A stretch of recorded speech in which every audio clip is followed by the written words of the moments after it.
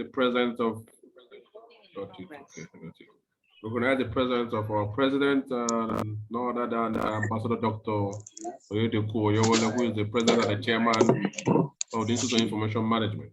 Please, I might have to mute everybody. Then anyone that wants to speak have to unmute themselves. Okay. So once again, you are welcome, ladies and gentlemen, for today's program, online webinar on records and data retention, the key components of data privacy and cyber compliance. I would like to appreciate the presence of our president and chairman of Information Management, other than the Ambassador Dr. Oyedepo Oyewole, MIT CDO, the country data officer ambassador for Nigeria. We are welcome, Mr. President. Also, every other member of the Institute that is here online with us. Not to waste most of our time, we will have to start. So with us for today's program, the webinar is Scott Sampson, who is a fellow of the Institute of Information Management. From our Institute of Information Management UK chapter. Scott Sampson has different qualification. He has AMI RMS, certified NLP. Scott is an experienced and qualified practitioner and trainer in the management and governance of information and data, having worked and volunteered for 13 plus years in the profession. Starting his career in the UK local government, Scott has since worked across both the private and public sectors, both large and small in size, and gained experience, knowledge, qualifications working with information governance frameworks applicable in UK, Europe, and internationally. Scott is an accredited member of the Information and Records Management and honorary fellow of the Institute of Information Management Africa. From 2016 to 2020, Scott was the chair of the Information and Record Management Society, having previously volunteered as their e-officer, the treasurer, and then the chair. Now volunteers his spare time to support the Information and Records Management Society as their lead on professional accreditation and fellowship. Please join me to welcome Scott Sammons, the fellow of the Institute of Information Management of the UK chapter. Scott, thank you. We're happy to have you. You are welcome. Thank you very much. Thank you for inviting me. It's a pleasure to be here. Well, good evening, one and all. Thank you very much for the invitation. I'm very much looking forward to talking with you all around the key concepts of making the link between good records management and retention and your data protection and cyber security programs. So hello from UK. I'm currently in Chelmsford in Essex on a sunny evening. So I hope you're all having a fabulous evening as well. So a little bit of just building on the background there. I'm an honorary fellow with the IIMA. I'm also a accredited member of the Information and Records Management Society, the United Kingdom and Ireland, and I've been working with information and records management for about 14 years, starting in local government and then building into various different organizations.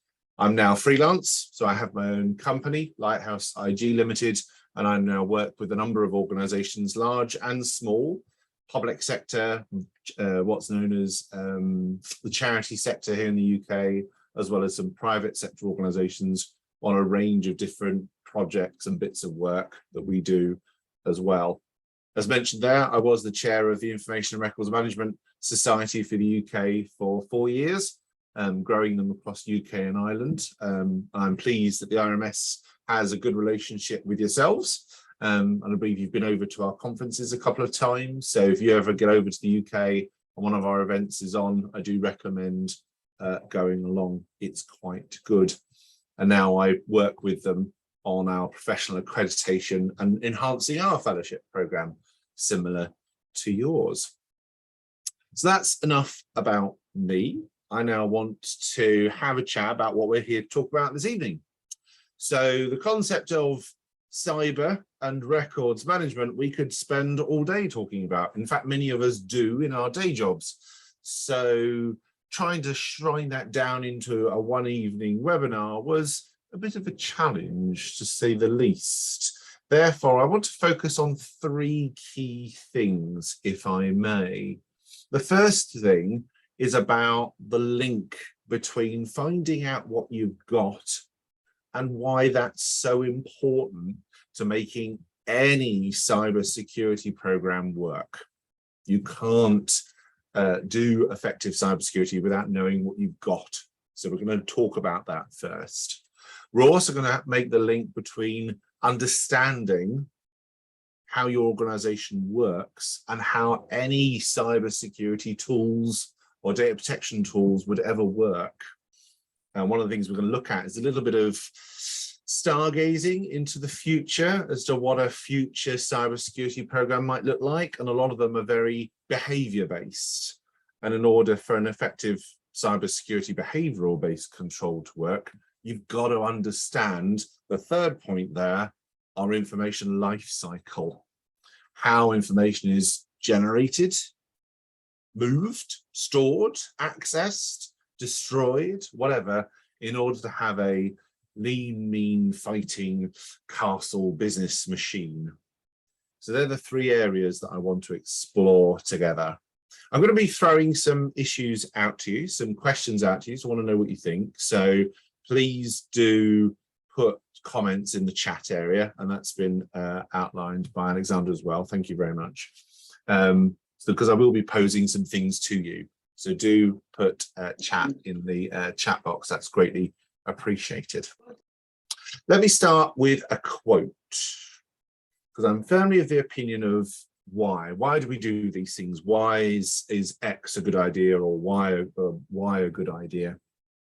And this quote comes from a gentleman in Canada who's a Canadian ice hockey player. And he says, the more you know yourself, the more you understand life, and the more you value your time. Which for me personally made a lot of sense. The more you know what you like, what you don't like, what you enjoy, what you don't enjoy, the more you then get the most out of life. The more you enjoy spending your time doing things, not doing things, and the more you then value your time. Now, what has that got to do with cybersecurity and data protection? You're probably wondering. You got a little bit mad here, Scott, starting off with a random quote. And you'd be a little bit right. You know, we've been in lockdown because of COVID-19 for the last couple of years. So, you know, got a little bit mad. But fundamentally, this is about knowing yourself. As an organization, be that public, private sector, charity, big, small, doesn't matter. The principle's the same. You need to know and understand your organization in order to work out where it's valuable to put your resources, to spend your limited budgets, and to spend your time. So the more an organization knows itself, the more it understands itself, and the more it can then value what controls it puts in place and what it doesn't. So while Maxime did this from a personal point of view, actually you could tweak this to replace the word yourself with business or organization, and it works just as effectively, specifically for any sort of cybersecurity or data protection controls, very much so. And I'm going to explore that as we go through this evening. Now think back, think about your everyday life. The online digital age, we are generating a lot of information. Think about your organization today alone. So if you think back to all the different things you've done today, all the different queries you've dealt with, actions you've taken, as well as your colleagues and others, you've generated a lot of data today. A lot of it's left your organization, a lot of it's come in, a lot of it's been stored, some of it's been deleted, duplicated. A lot has come in and out. Even small organizations generate a reasonable amount.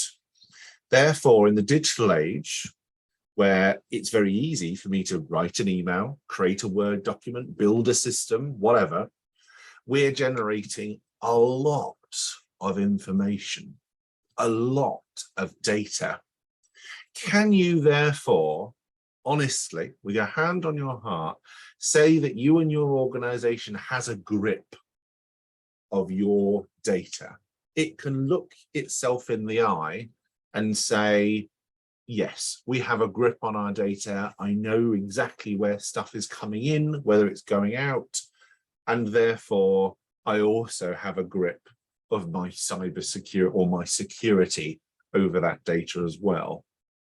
Very few organizations can, because there's just so much of it. So many different people can send it out, so many people can bring it in. It is a constantly moving feast. Therefore, how do we try and manage this feast? So think about recent developments that have changed the way we work. Things like big data, cloud computing. Way back when, we could point to our systems, our servers. We knew where stuff was because it was over there. You could physically go and touch it, put a padlock on it, whatever, it was there. Now, I have a laptop, but my physical assets, they could be sat in someone else's office. They could be sat someone else's office in someone else's country. They could be sat in someone else's country or someone else's office in someone else's country halfway around the world. So my castle, and I'm going to come back to that example as well, isn't as easy to control anymore because it isn't there. You can physically see it as a castle. It's a little bit in the cloud. Same sort of thing with remote working, like right now. This tool we're using here, Zoom, has massive potential for connecting people, but it's generating data. This recording will be a bit of data. The chat that's in there will be records and data.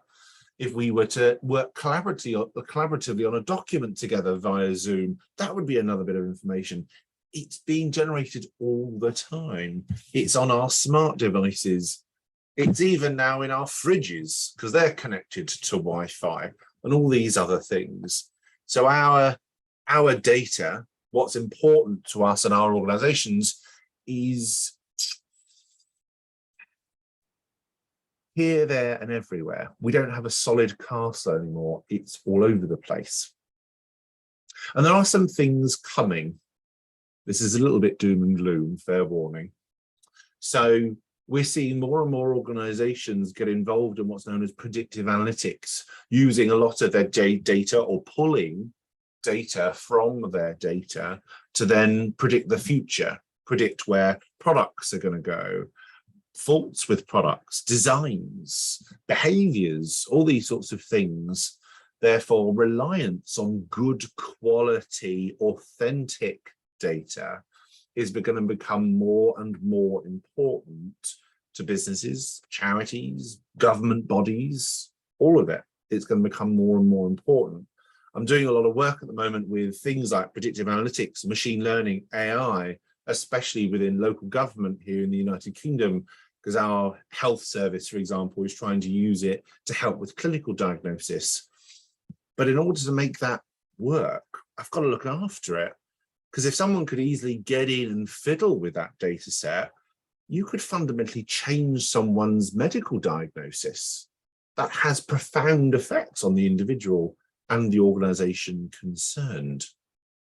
I mentioned earlier on that the future of cybersecurity controls are very much going to be, rather than constantly updating a virus definition, so you're always one step behind hackers, actually having what's known as smart cybersecurity controls. And we're seeing a lot of these already, where these programs will learn your organization. They'll learn how you as an individual work. So if someone does manage to get into your account and do something they're not meant to, it will stand out as abnormal behavior and the system will block it. It's very clever, very intelligent, very forward thinking. But in order for it to work, it's got to understand, well, what's normal for you? for how you work, the things you send out, the things you work on, the things you access on a daily basis. All of that is how you work. And what is information and records management if it's not helping you work, enabling you, well, perhaps not specifically you, if this is your day job, but the business, your other staff members, to do their jobs. So in order for these smart cyber controls to work, we've got to know what people are doing and how they're doing it, which is the fundamental founding block or cornerstone, whatever word you want to use, of information and records management. Is it not?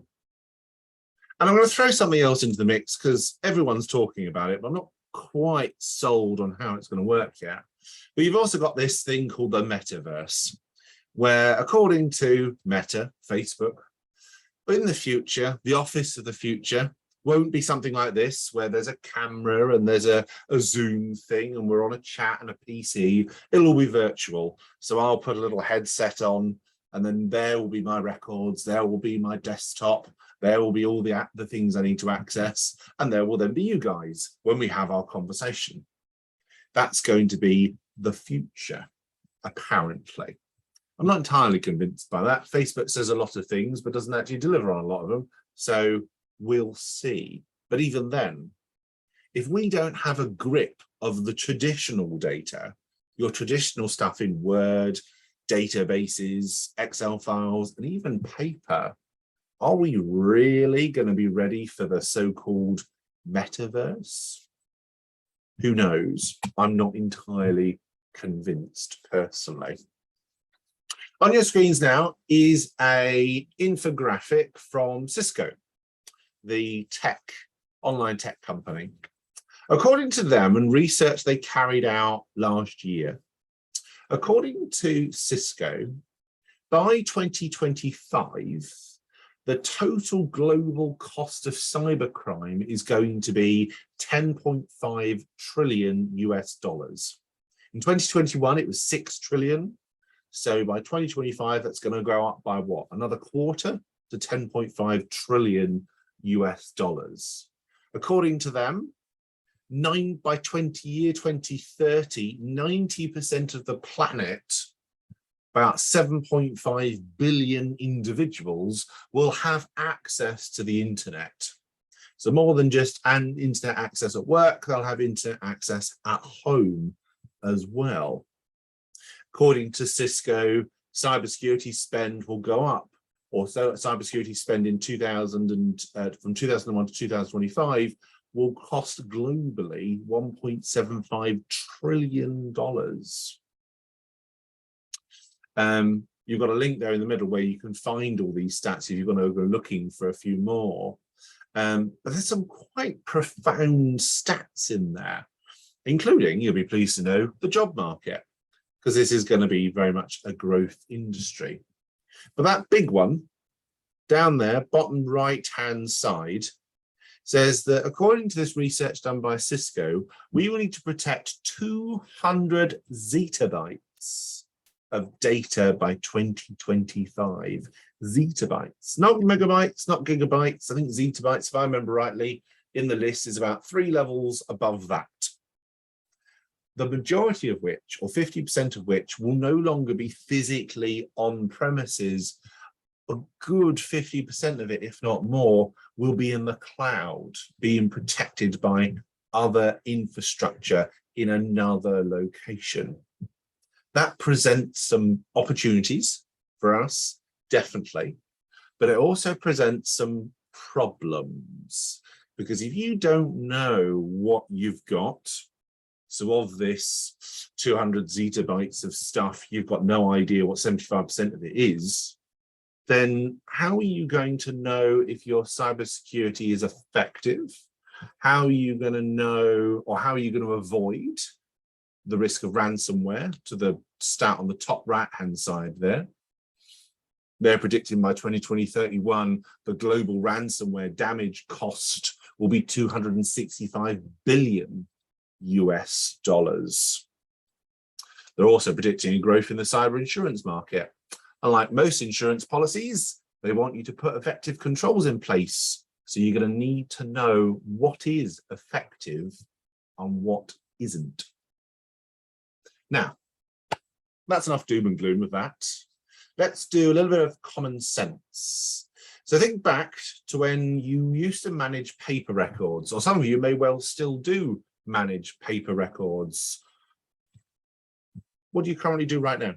In order to manage a paper record, that could be a physical paper archive, a paper store, even just a filing cabinet in an office. Do you leave it open for the world to see? Do you put a lock and key on it? In the chat, what are the sort of things you put in place right now to look after a physical office, a physical paper record? And are most of those, what's the word I'm going to use? Common sense? Things you've been doing for a while. They are putting a padlock on the door. They are making sure something's got a lock and key on it. All these sorts of things. Pre-digital, that's what we all did. That's how it worked. That's just what we do right now. But why don't we do the same thing for digital? It's the same principle, making sure that the person that enters the building is the right person, making sure that I know you can't see that because I've got a screen on, but that filing cabinet over there is protected because that's got all of our HR records in it. That sort of stuff, finding out what's important and protecting what's important. We do that with physical paper records. So why wouldn't we do that with digital records? And I see it all the time. Lots of organizations where they don't do that. They just dump it over there and go, that'll do, and guard the perimeter. We don't do that with physical. So why would we do it with digital? Now, a question for you all. And this is a question I want you to put your opinion in the chat box. So this is a question for you all. In your opinion, what is the point? What's the purpose? What is cybersecurity trying to achieve? What is it there for? Is it something that governments make us do as part of a legal framework, legal obligation, a data protection thing? Is it common sense?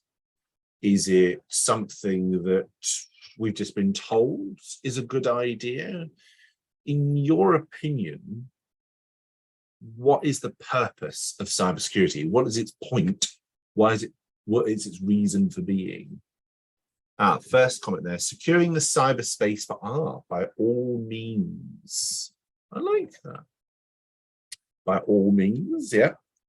I'd probably add in a tiny little bit to the end of that. All relevant means, and I'll say why in a moment. Yeah, good one. Thank you. There's another one there saying it's intended to restrict unauthorized access to digital records. Yes.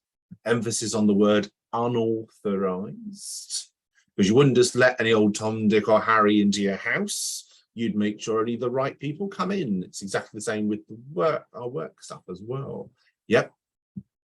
Another one there saying cybersecurity is about protecting and creating safety. Oh, I like that. For digital records, creating an environment that is safe for our records. I like that. Yes, I would agree with that. Another one there saying to protect our digital information and devices. Yes, because these things can be just as important as the data that's sat on it. Yes, I would agree with that. Thank you, Rhoda. Good, very good point there. Anyone else? Anything else we want to add to that? Oh, cybersecurity is the protection of internet-connected systems such as hardware, software, and data from cyber threats. The practice is used by individuals and enterprises to protect against unauthorized access to data centers or other computerized systems. Yes. That sounds like a very official definition there. Yes, I would say I agree with that, definitely. Personal protection, yes. Richard says to ensure CIA, and by CIA, because I do love a good acronym, I presume in this context we mean the confidentiality, integrity, and availability of what, Richard? You'd be right, yes, but of what? There's another one there, say to protect all organisation assets from both external and internal threats, as well as disruption caused due to natural disasters. Yes. So to deal with life, both internal stuff that goes on and the external stuff that goes on, because all this has to exist on the planet, and the planet is very random. Creating a safe place for cyber information. Yes, I like that.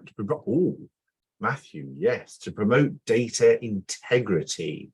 Yes, big part of this, which is a big part of our information and records management programs as well. So there's another link there that we're both on the lookout for. Protect, another one there saying protect and secure data to ensure confidentiality, integrity, and availability of information. Yes. To protect information from unauthorized users and to make information readily available in its original format as and when needed. Yes. Which is, funnily enough, almost everything we've said there around the availability of stuff so that staff can do what they need to do when they need to do it, the integrity of our information, making sure we've got good quality stuff when staff need it, and that it's kept secure to look after the previous two. They're just as big a priority for our information records management program as they are for cyber. So while we've got two different lenses, it's the same priority. Some additional things there are we needed data breaches quite devastating and the victim might not recover from the loss. Hence, cybersecurity protects our confidential information from losses to ensure its integrity. Yes, because as we've seen, so especially in the UK, a big National Health Service provider was held to ransom as a result of ransomware. They're still recovering from that. That's what, 5-6 days later. So it does have a quite profound effect. Another point there saying to have controlled access to records and information. Oh, I like that. Controlled access. And the best way of controlling something is to understand it. Yes. Marvelous. And the last one there, to ensure security of data and deny unauthorized access.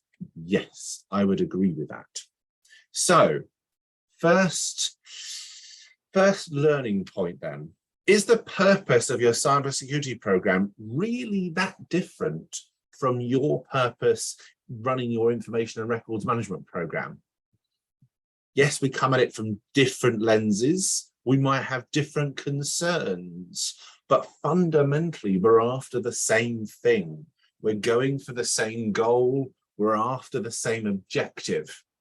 Therefore, your cybersecurity bod, team, program, whatever you've got or should have, should be a big part of your information record management program. And we'll talk about where they fit in and the overlap between the two in a moment. Another point there before we move on. Cybersecurity is about protecting our digital environment. Its purpose is for us to be proactive. We are to think ahead of the bad guys because they will always be around. So it's about intentional about keeping our digital space safe. Yes. And the other point there, to protect and secure all the information assets. Yes. Emphasis on the word asset because it's important. We want it for all sorts of different reasons. So cybersecurity is about protection. Information security is about protection. Then the old analogy, and I've used this before and I'm going to come back to it now, is it's about protecting your house, your castle, your organization. They say a man's house is his castle. Well, our organization are our castles. Way back when they used to be physical, you could point to them. Now they're digital. They're all over the place. So it's not a physical traditional castle, but the point remains the same. In order for us to be able to protect what's important, we've got to know the perimeter. We've got to know our layout. We've got to know our boundary. So all good cybersecurity programs should start with a discovery exercise, finding out what we've got. And who are the best people to tell us what we've got if it's not us? Us information and records managers. We work with the organization on a daily basis, helping them manage what they've got.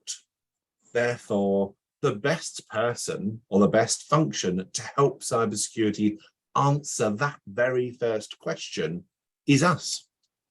Getting the layout of a perimeter of our castle. What's us? What's a third party? Who do we work with? What have we got? That second point there, the main entry and exit points for our castle. Well, in order to know that, you've got to know who's coming and going. And to know that, you've got to know, how do we work? Do our teams work with third parties, for example? Therefore, they need access to a lot of information. Are they working with third-party systems, VPNs? In the United Kingdom, British Airways were fined about £20 million because they didn't manage their third parties and the boundary between their systems and the third party system. And if they'd just done some work to figure out how this third party gate airport operator worked, they could have easily have managed that. And that's why our regulator told them off, because they didn't do that. Finding out where your sensitive items are. If you think of, I don't know, famous castles around the world, if you've ever been to the Tower of London in London, the sensitive bits where the crown jewels are buried deep within the castle. So you have to go through several doors to get there. You can't just wander in. The principle's the same. So whether it is a 17th century castle or whether it's a modern online digital business, the principle is the same. We've got to know the lay of the land. We've got to know how the organization is working and wants to work and should work to be able to do all those things we've put in the chat there. We can't do any of them if we don't understand these key things. So from a cybersecurity point of view, their point is to protect data and assets, physical and electronic or information. Ours is to identify them and protect them, manage them. Is it really that different? Theirs is to ensure seamless security controls. Well, ours is to ensure seamless IRM controls so that staff can generate, capture, store, share, work on, collaborate on, and eventually destroy or dispose of information. It's the same thing. They just focus on the protection bit, but it's the same thing. They want to know that our services run securely. A couple of points there when talking about service disruption. So do we. From an information records management point of view, one of our big priorities is about availability, making sure that staff can do what they need to do when they need to do it. Same priority. And they respond when something goes wrong. So when a control fails, they respond. But cybersecurity alone, coming back to the point that was raised around breaches, can't tell you everything about the breach. It'll tell you what and when, but it won't tell you why. Whereas we will. We understand why this is important, why this is a major problem for that individual, for the business, for whatever it might be, because we understand the data within it. So your cybersecurity program, yes, they'll tell you how, they'll tell you what, but they're missing, in order to work out whether something is a major breach or a minor issue. That's where we go hand in hand with them to give them the why. Why is that important? What is it and why is it important? Why should it not have been in the public domain? Why should it have been routinely available within 24 hours? All these sorts of things. The why is where we do our biggest interaction. Is that the word I want to use? Yeah, interaction. We'll roll with that. So we've made some good points here. We've made some strong arguments for why cyber and IRM are closely linked and should go hand in hand. So why are we still seeing organizations around the world and all sorts of different shapes, sizes, sectors, not making the link between the two? So another question to put back to you all is, in your experience, what has stopped you or what has gotten in the way of your cybersecurity function, your cybersecurity program, whatever word you want to use, and your IRM programs working together? Is it misunderstandings? Is it tech versus non-tech? That could always be a thing, very much so.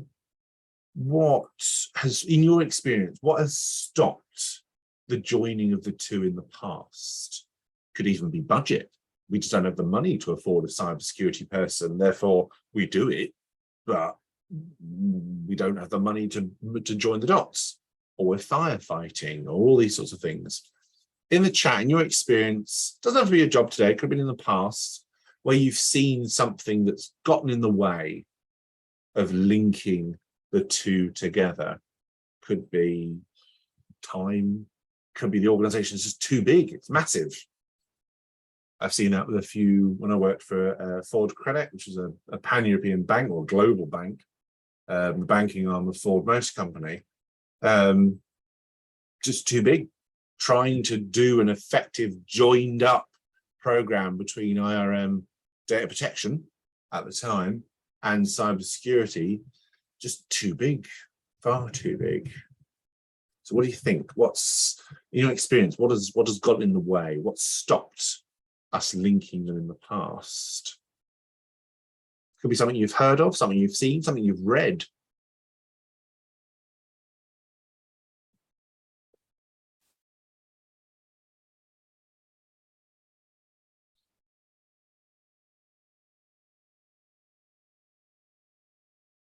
I had one client where it was their cybersecurity teams were very much technical. It was all technical focused and technical based. So when it came to something softer, like working with information, they saw us as, or they saw the information team as being totally different. Nothing to do with security whatsoever, nothing to do with technical side, because they were techies, they were IT technicians, and this was way out of their comfort zone and understanding.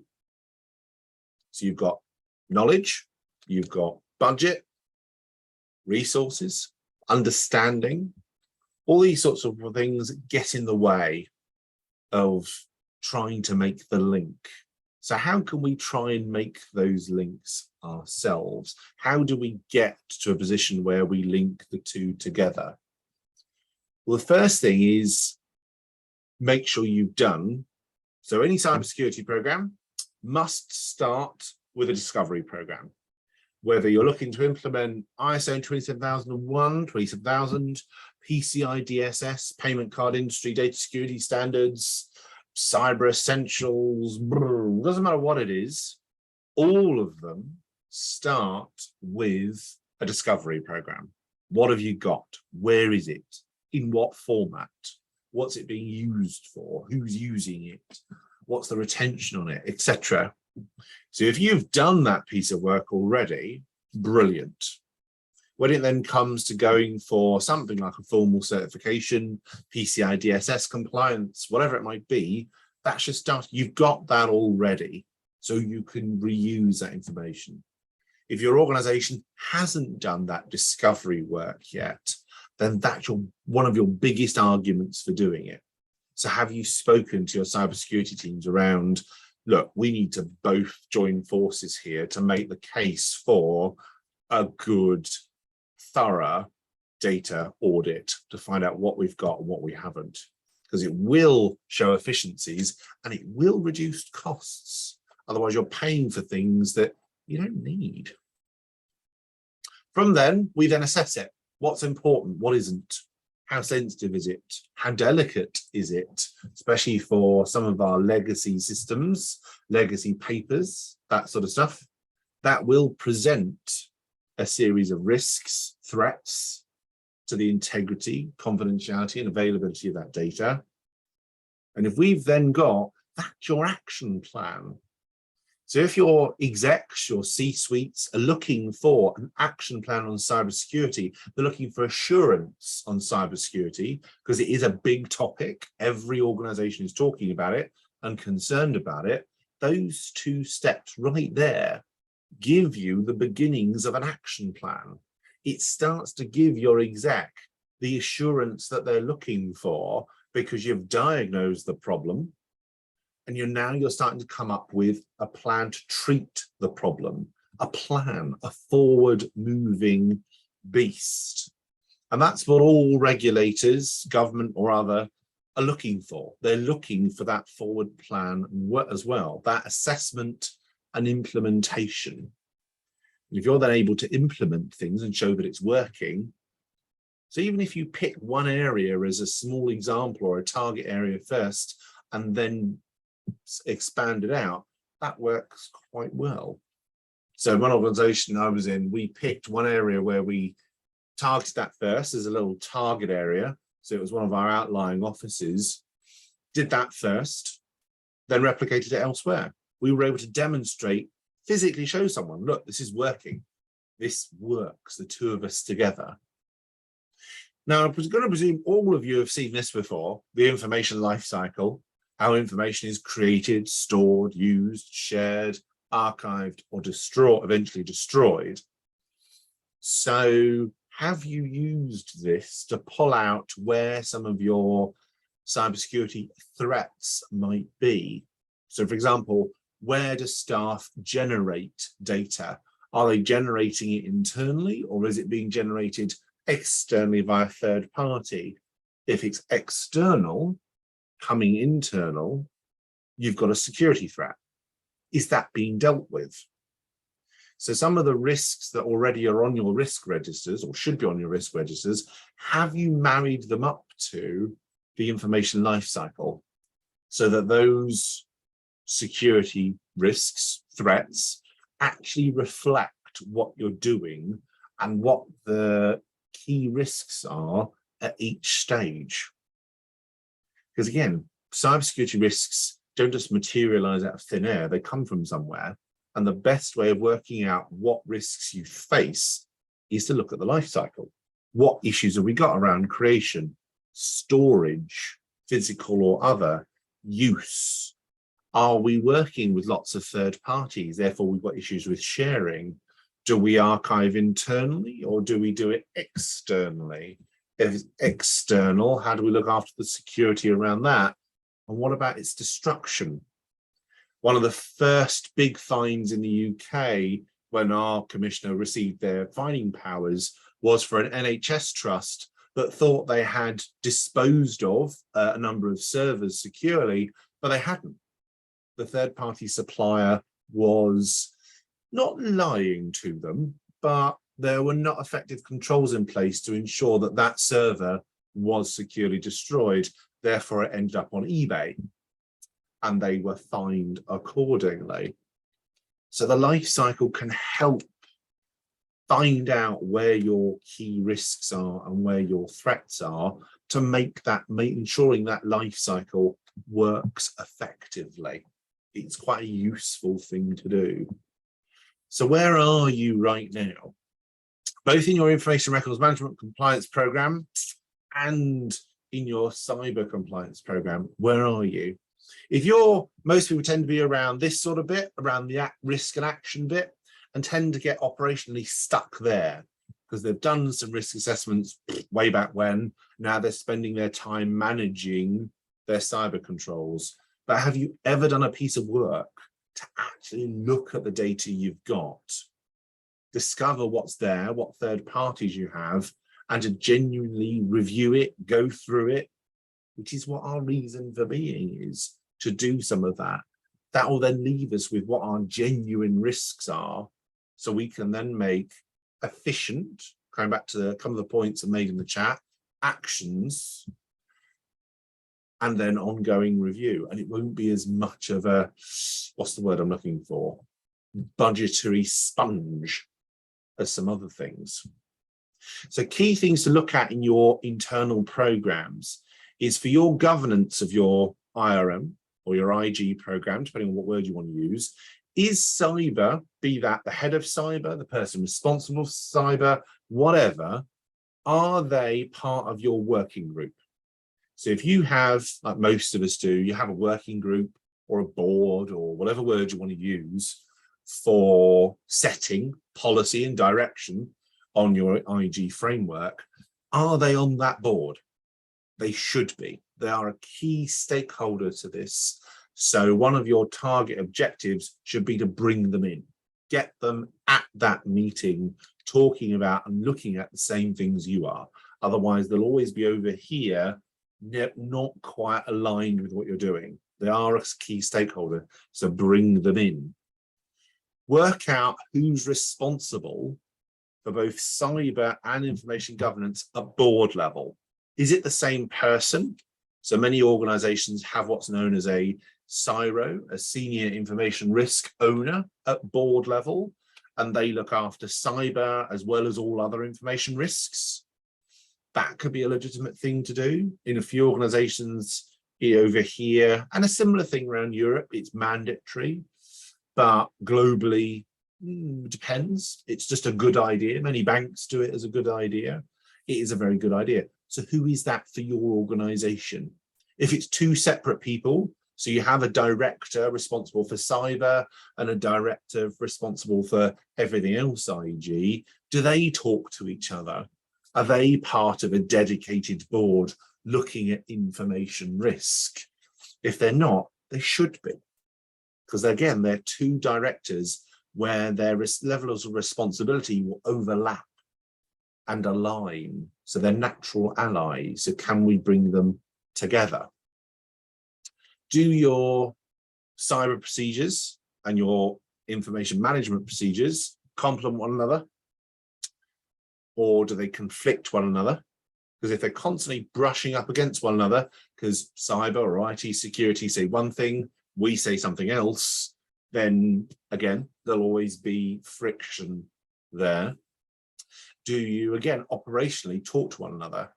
When I was at Essex County Council, our cybersecurity team sat next to us. So operationally, we could interact with them with relative ease. It was so easy to just lean over and ask them a question or flag an issue, resolve a problem. It was brilliant. Sometimes physical connection can really streamline procedures and how you work. So do you do that? Is that possible to do? Same sort of thing with your risks. Because your organization will have some cybersecurity risks. What are they? Are they being informed by your information risks, as we've talked about before? If cyber's saying that some of its products don't work or some of its controls have got problems, is that replicated to you? Are you informed of that?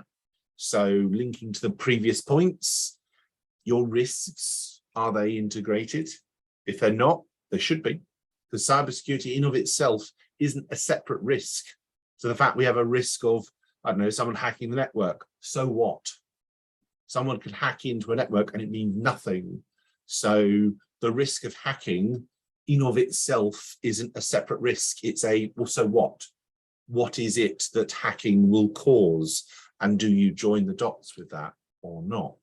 If you don't, you're missing a trick. That way then you can adequately see, well, where are we worried about hacking? What system should we really guard against as a, well, you should definitely not hack into that. But the fact someone could hack into, I don't know, a pen ordering system, not particularly that fussed about. Those sorts of things. Another big area is also around training and awareness. So are your cyber and information security messages that you send out to staff linked? Do you coordinate training campaigns? Are the key messages from a cyber point of view and a data or information and records point of view the same? There's an organization I'm working with at the moment who their cybersecurity or their training is a podcast. So you get a monthly episode and the podcast then takes you through a story that has a cyber information and data protection element to it. So staff are trained up on what these things mean, but rather than doing traditional PowerPoint presentation and a quiz at the end, it's actually a story. It's a podcast that they follow along. And then, yeah, there are some things to help demonstrate knowledge, but it's taught to them in a different way. So are you doing stuff like that, messages that get through to staff, but you're doing it together so that their key messages and our key messages are the same, are on the same page? Organizations that get this right do the training and awareness together as well as one. So if you're not doing that, you're missing a trick there, definitely. So in order to have or aim for what we all want, what your execs all want, what every good board, trustees, whatever want, they want effective and protected data. In order for them to do that, there's got to be a conjoined, separate, because they will still always have we'll have our priorities, they'll have theirs, there'll be things they do that we don't do in information records management. So they'll still need to be separate, but they've got to be linked. You can't say that you're working towards an effective and protected data strategy if you're not linking the two together for all the different reasons that we've explored this evening. So some key things I've given you lots of stuff this evening, lots of things to look at, and each one we could explore in intricate detail. So we've moved around a lot and covered off a lot, but fundamentally it boils down to 3 key things that I would strongly recommend that you do off the back of this evening. One of those, first one, is to say, well, what are you doing right now? For your organization, what do you do right now for your information and records management program and your cybersecurity program? What are the links? What are the mislinks that you think, actually, do you know what, we could work together on this? Then start that conversation. Who do you need to speak to start? We could work together on this. We're natural allies. So how do you join forces? And that could literally start with a conversation. It could be as simple as that. A conversation about it, saying, actually, do you know what, this is a good idea. Haha, done. Or it could be they're looking for evidence. Okay, let's do a little test. Let's pick an area, try it out there, and then build from there. That conversation will be your starting point, very much so. So what are you doing right now? What are the opportunities that might present themselves to you? What are the areas where you think, do you know what, we could be working together on this, but we're not? Why aren't we? And have that conversation. Well worth having. And the third thing that I always recommend to someone that's worked with professional bodies like the IMA before, the IRMS, a few organizations over here, IAP, various different organizations, is look for best practice. Because amongst you all, and even amongst the members that are not here, there will be lots of examples where it might not be perfect, but it's good, it works, and it works well for them. So could you find out what that example of best practice is and share that? Or even if you do something and it works really well for you, share that onto others. Because it's really, I really do value and promote the sharing of best practice. It is really, really worthwhile for you as a professional to then pick the bones out of all these different examples of best practice to then make something that works for you. Because one of the things I would be wary of is just taking what someone else has done and implementing it wholesale. Make sure it's tailored to your specific organization so that you can get the most out of it and it will work for you, your staff, your technology, your castle, as much as it would for the next person's castle. So that's everything I wanted to say. Things in there to get you thinking, things in there to go and mull over, actions to go away and look at. And I want to leave you, before we dive into some questions, with another saying, because I do like a good saying. And this will be, when you go away and look at your own organizations and what you're doing right now, look at this in your head. If you're thinking there's some stuff here that we're just not achieving, we're not getting where we need to be, then ask yourself, or put this quote through your head. If you do what you've always done, you'll get what you've always got. So why don't you try something different and see what you get? And I'll leave you with that. Thank you very much. Questions? Okay, thank you so much, Scott.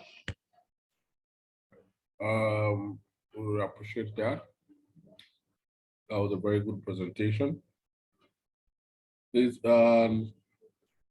please, if you have any questions, comments, may you put it on the chat as instructed initially.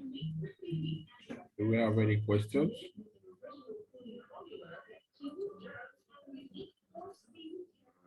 Apparently, I have not seen any. There are no questions on the chat box. I've not seen any.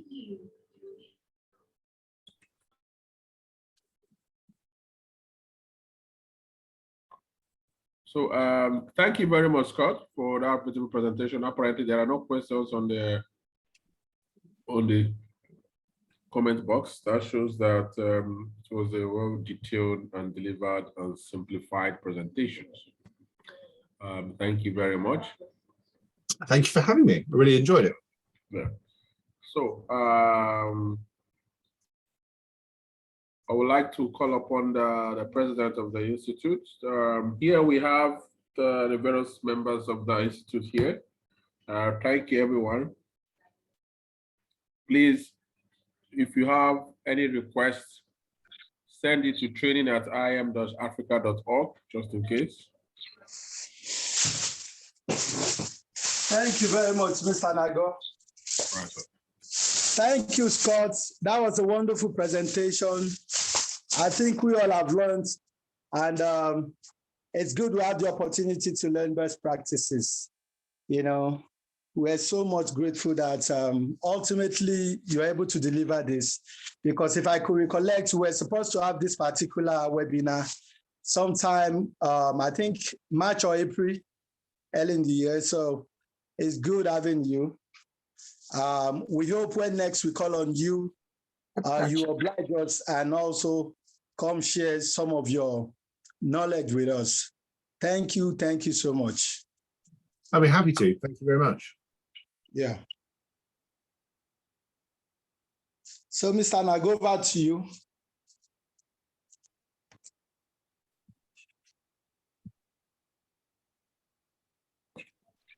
Thank you very much, sir. Apparently, Scott, you're getting pleasantries as against question. That's good. Okay, you're getting good comments, right? Okay, so thank you, everyone, once again for attending our August webinar. Next month we'll be having our September webinar. Please do kindly attend. However, I would like to call on most of our members that are here in this presentation today. For those of us who doesn't know, we have the president of Institute of Information Management here, the president and the chairman, Ambassador Dr. Oyedepo Wallet, who is our able chairman and president. I'll need to call on executive council members to please introduce themselves. I think I saw Rhoda here. Please, Mrs. Faraday. I think I saw you online. Please, could you please introduce yourself?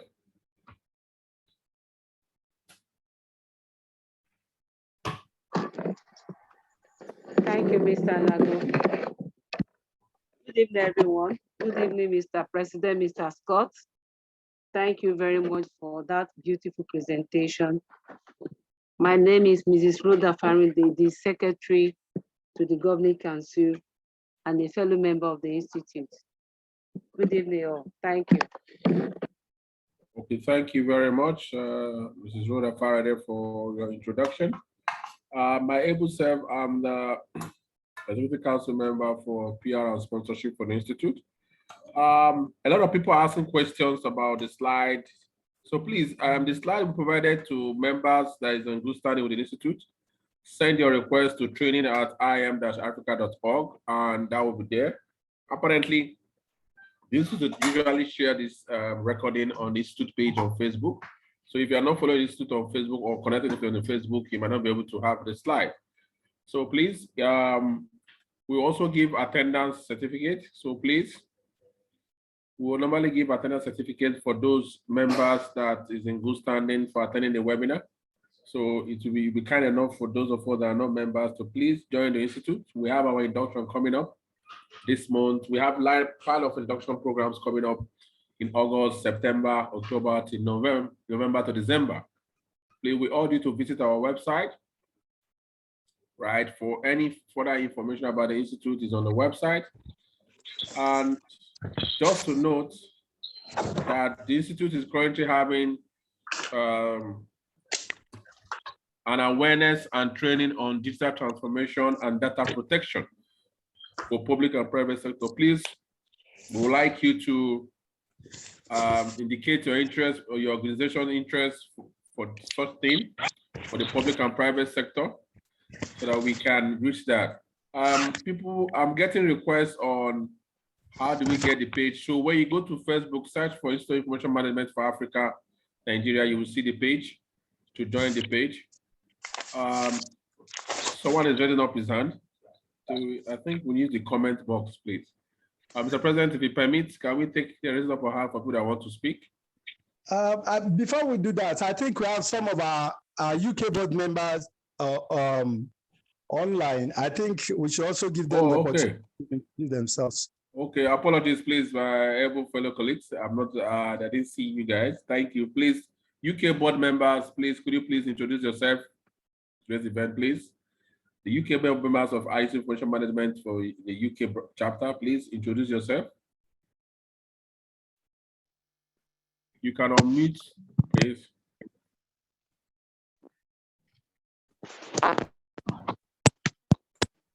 Good evening, Mr. President. Good evening, everyone. My colleagues, thank you so much, Scott, for this fantastic and wonderful presentation. It was indeed very enlightening. Thank you so much. My name is Aisha Ogiraki. I'm the UK coordinator for IIM Africa. Thank you. Thank you so much, Aisha. Nice to have you. So we have other board members for the UK present.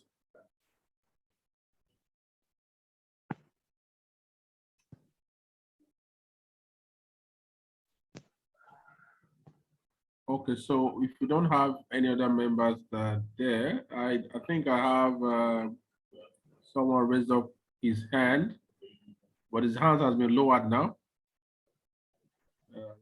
That was Ziraka. Okay. So please, you can go ahead. Good evening, everyone. Okay. So I think it was Dr. Ada Gaius that raised up his hand. Dr. Ada Gaius, are you raised up your hand, or is that a mistake? So that's fine. Good evening, sir. Okay, good evening. Okay, I'm Dr. Ada Gaius. I appreciate the lectures tonight, and I wish to be part of the institution in fullness. So I want to ask, what are the requirements or the procedure to be a member of the institution of this kind? Fantastic. Okay, first thing, becoming a member is straightforward. We're having our induction this August, also in September. Are you in Lagos or Port Harcourt, Abuja, or are you in Nigeria? So let's start from that. I'm in Nigeria, precisely Port Harcourt. Okay, fine. Okay, so you need to send your request to membership at im.africa.org. Please, what's the name? Geez, please, can you type that on the charts for membership? So for you to join the Institute of Information Management, there are different levels. We have the student level, associate level, the senior professional members level. We have the corporate membership level. We have the honorary fellow level and the professional fellow level. So depends on years of experience. Once you communicate your resume, or you are being recommended by any honorary fellow or a fellow, we will look into your resume, and after the accreditation, we will give recommendation for the level of membership you will become. Then we have our induction. But note that once you have been accredited and been assigned that you're a member, it's not necessary for you to come for the induction. However, it's advisable to come to the induction because of the lectures that you'll be receiving. So I think that is for that. So please check the chat box, Dr. Ada goes, for the email address that you send your CV or your resume for us to look at and identify and send you all the requirements that you requested for. Thank you very much. Thank you so much. Okay. So I can't see another executive council member online. So without wasting much of our time, I will call on our president to give us the closing remark for today's webinar before we can call it a day. So after the president closing remark, please permit me to request that you turn on your cameras for we're going to take a group photograph. After the president closing remark for today's webinar, after the group photograph, then we can call it a day. Please. Thank you. Mr. President, over to you, please.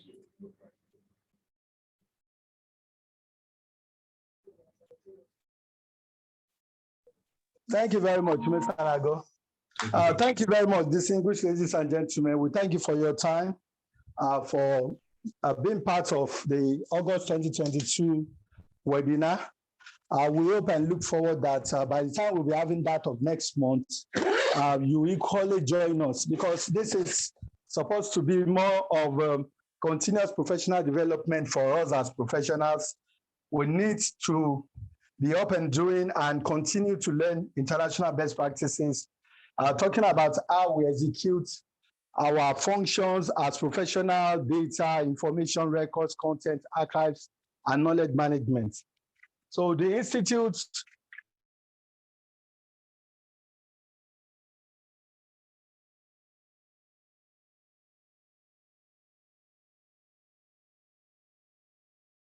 to those that are not members.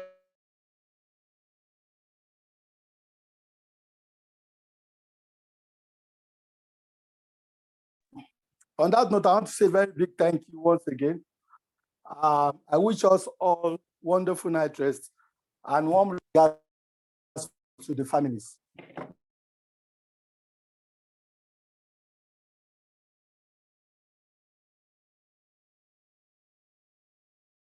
Okay, thank you so much, Mr. President. Please permit me. Good night, sir. All right, yeah, please. We would like everyone to turn on their camera so we can have the group pictures, please. Please help us to turn on your cameras so we can see everybody. Please, Scott, please, can you stop the sharing, please? I was just about to ask you, do you want me to do that? Done. All right, thanks, man. So,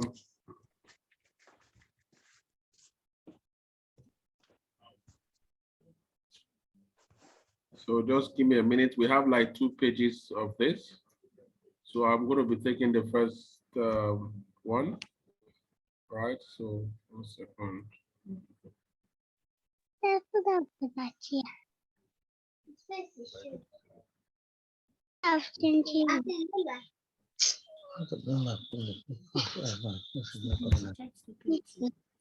Your picture.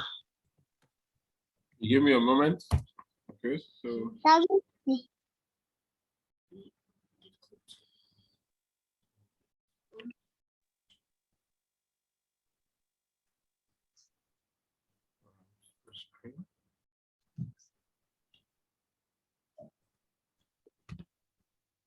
This one is that 1 point. And you get more. Okay, so we have this now. The first one is done.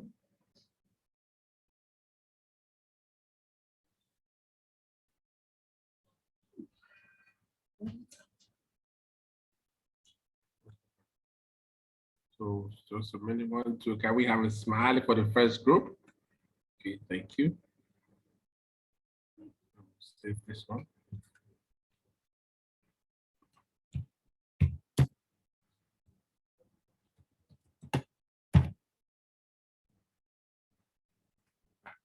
take the second page. Sorry. All right. Thank you very much for your appreciate. And then we have the second page. Okay. I can complete everyone here. All right.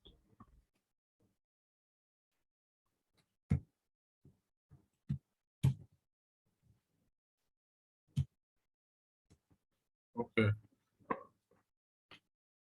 All right, ladies and gentlemen, thank you so much for your time. We do highly appreciate. Do have a good night, Red. So Thank you, sir. thank you for your time. We hope to see you next month. Thank For the you so good much. Good night. Good night. Thank you, Thank sir. you, sir. Good night. Thank you, sir. Thank you. Night. All right.